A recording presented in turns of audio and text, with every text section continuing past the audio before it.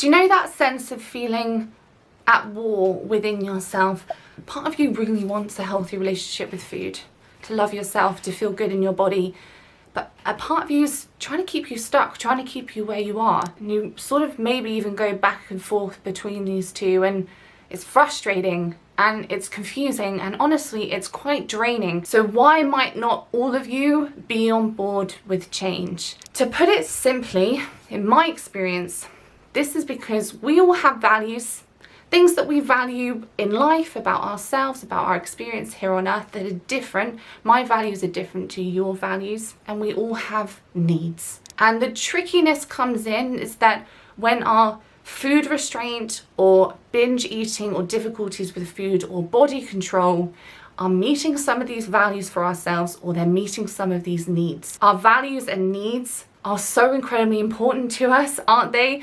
That if elements of our disordered relationship with food or with our body or with ourselves, although damaging, are fulfilling, or we believe are fulfilling these values or needs in some ways, we're going to be very resistant to letting it go, which is completely understandable. Let's take an example which isn't true, it's just a made-up example.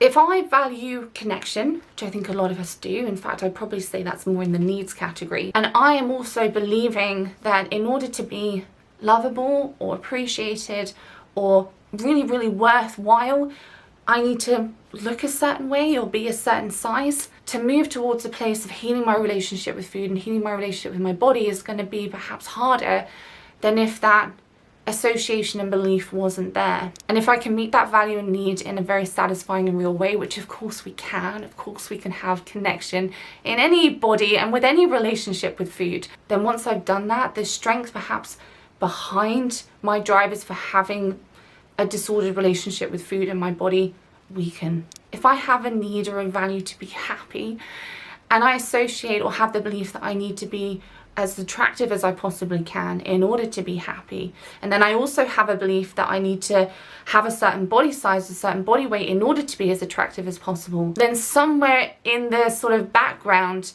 I might believe that to give up my disordered eating and to have a healthy relationship with food and with my body means that I might be less happy. If I can build a new picture for myself and a new belief system around that, which of course we can, can't we? We can be really happy with a healthy relationship with food and with a healthy relationship with our body and with ourselves. And I start to get that need of happiness met in other ways. Again, the strength behind my disordered eating practices, my harmful practices, might well weaken.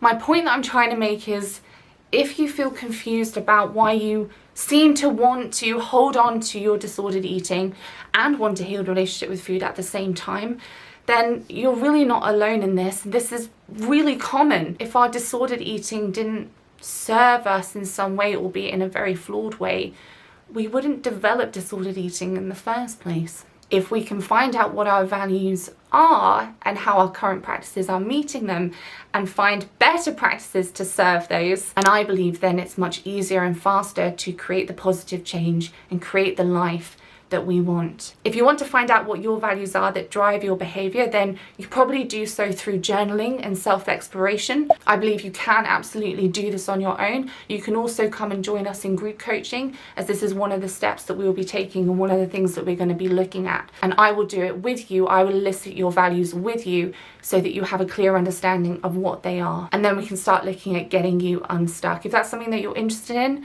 and you want to do this work in a group of supportive and courageous women, then come on over and say hi. Check out the rest of the curriculum, see if it's something that you're interested in. But until next time, have a wicked rest of your day, lovelies, and I'll see you in the next one. Take care of yourselves. Bye for now.